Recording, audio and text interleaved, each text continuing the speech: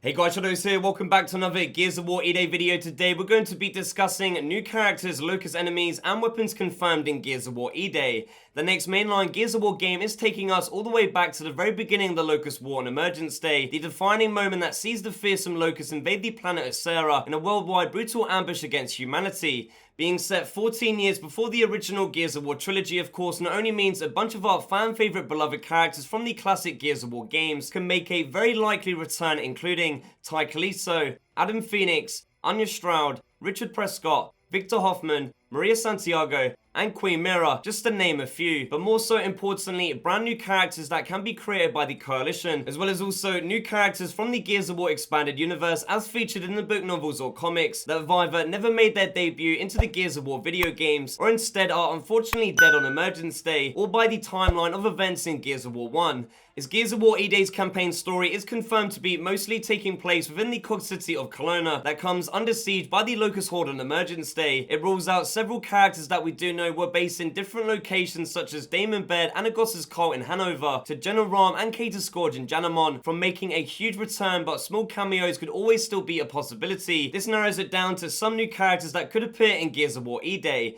Padrick Salton is a South Islander COG Gear veteran who was known for being one of the greatest snipers in the history of the Pendulum Wars, fighting alongside Colonel Victor Hoffman at Anvil Gate and patrolling the COG's borders towards the end of the war, in a squad with Marcus Phoenix, Dominic Santiago and Ty Calisto, who were still together 1 year into the Locust War. His chairman Richard Prescott deployed the Hammer of Dawn strike counterattack, meaning it's very likely Padrick Salton will be a part of our squad, joining Marcus, Dom and Ty in Gears of War E-Day. Also, what's interesting to note is that Parasidian, who is the Gears of War franchise lore and content manager at the Coalition, and previously a dedicated fan who worked on the Gears wiki, his favourite character is Padrick Salton, who had been asking the old Gears of War developers to add to the game since 2014. So now that he is officially working on Gears of War E-Day, I believe it will finally happen. Tomas Dalyell is the Right Honourable Chairman of the COG during the final years of the Pendulum Wars and the first year of the Locust War, leading the Coalition of Order governments and the people of Sarah on Emergence Day as the Locust Horde invaded, tunneling under major cities and emerging to slaughter every man, woman and child.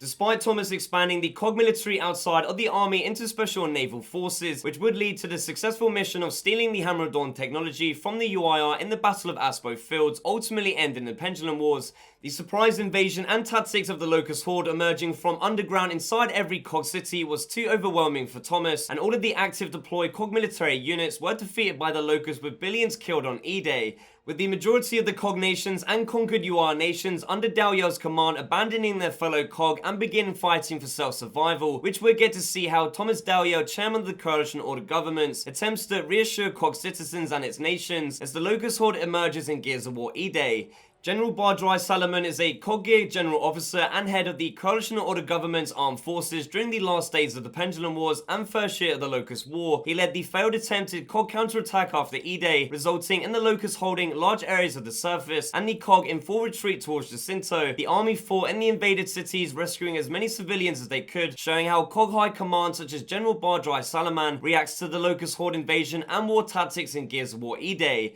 Captain Paul Dury is the commander of the Onyx Guard, an elite special operations unit in the COG army that served directly at the sole discretion of the COG chairman. Paul and the other serving Onyx Guard are formed of loyal battle-hardened Gears that have their very own air wing, tank battalions and troop regiments that were capable of fighting on both the front lines and behind enemy lines. The Onyx Guard will definitely get deployed in the COG counterattack to the Locust Emergence Day ambush from below, where I'm so excited to see how badass the Onyx Guard are fighting back and holding their own in the beginning, but it will be short-lived as the Locust Horde will be too overwhelming for even the Onyx Guard in Gears of War E-Day. Dom and Maria's kids, Benedicto and Sylvia Santiago, were born just 2 to 4 years before the end of the Pendulum Wars and the beginning of the Locust War, growing up in Lower Jacinto City before moving into a house in the suburbs of the COG capital city of Fira after Dom was accepted into Victor Hoffman's Commando Special Tactics unit. Maria had sent the children to her parents' apartment to surprise Dom with giving themselves the day off together, starting off by cooking them breakfast, but unfortunately for the Santiago family, this day would become known as Emergence Day, when the Locust Horde emerges from the hollows underground and invades every major city on Sarah, including Afira.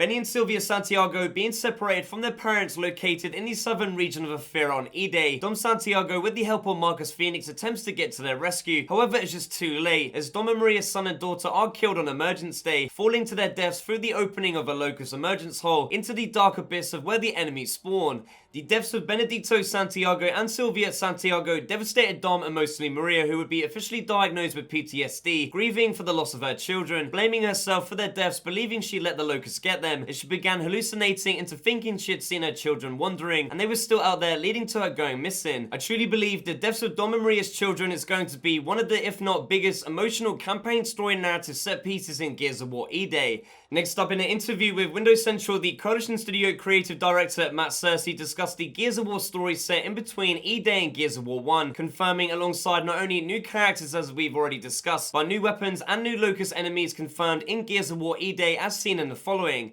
I agree, there's a lot of stuff that we can do. On the story, there's a 14-year gap between E-Day and Gears 1. Even Gears Tactics was a few years into the war. We're also going to change up gameplay stuff as well. We've worked on the franchise for 10 years, so we've got experience with revisiting enemy types, but also adding new weapons, and maybe even new enemies as well. We'll do all of that stuff. For new weapons in Gears of War E-Day, there is of course a lot of negative space and opportunity for the Coalition to create all brand new weapons based on the different factions of the COG, UIR, Locust, to even civilian weapons. However, there are several from the expanded Gears of War universe in the comics that could appear in Gears of War E-Day. RPG rocket launchers were used in plenty by both the COG and the UIR during the Pendulum Wars, and considering we've never technically had an official rocket launcher weapon, what better time than now when the Locust Horde are emerging, and we need that extra firepower, especially for the bigger Locust monsters in the corpses, Brumacs, and whatever crawls out from underground in Gears of War E-Day. The Gut Puncher grenade launchers were anti-vehicle explosives and now anti-Locust that are launched from a Lancer with special attachments, being a part of the prototype Lancers and attachments created by Adam Phoenix to help the COG Gears like Marcus and Dom serving on the front lines of Kelowna in Gears of War E-Day.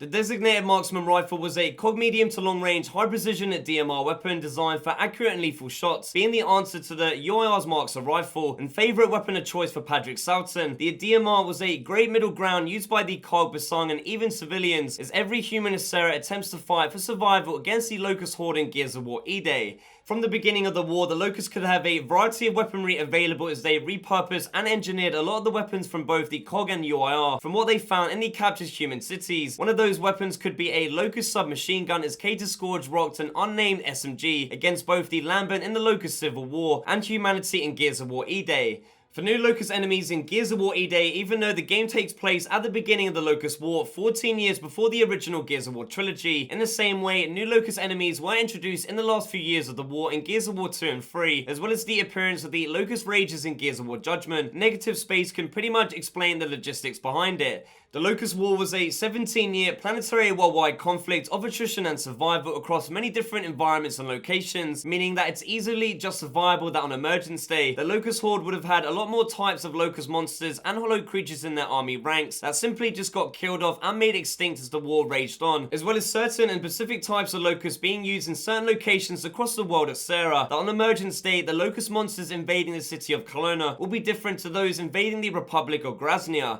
There can also be different new variants of already existing Locust enemy types that's similar to the introduction of the Grinders and Maulers in Gears of War 2 that felt like new enemies at the time, despite being boomers simply because of the weapons and armor that they had. For example, the unarmored Mauler, as seen in the old Gears of War comics, is a great reference of introducing an old Locust character as a new enemy type based on their use of different weapons and combat strategies in Gears of War E-Day. Overall, Gears of War E-Day is a story that we've always wanted to hear and the game that we've always wanted to play, blessing us with the opportunity to see the return of a bunch of younger legacy characters, enemies and weapons, but also alongside all brand new characters, weapons and Locust enemies confirmed in Gears of War E-Day. Please make sure to leave me a comment down below telling me what you think. What is your opinion on new characters, new Locust enemies and new weapons you want to see in Gears of War E-Day? Make sure you subscribe to the channel if you're not already. If you do enjoy my Gears of War content and want to see even more videos, there is a playlist on my YouTube channel containing all of my other Gears of War E-Day videos so far. If you do want to check out more like this one, click the join button to become a YouTube channel member to gain access to emotes, channel badges, and most importantly, early access to all new videos before anyone else. I want to give a big shout out to all of the members on screen for becoming a Shadow Knight YouTube channel member. I truly appreciate your support. So there you have it, guys. Full details on Gears of War E-Day, new characters, Locust enemies, and weapons confirmed. Leave a like on the video if you enjoyed it, subscribe to the channel if you already. Thank you guys for watching, and as always, I shall see you in the next one.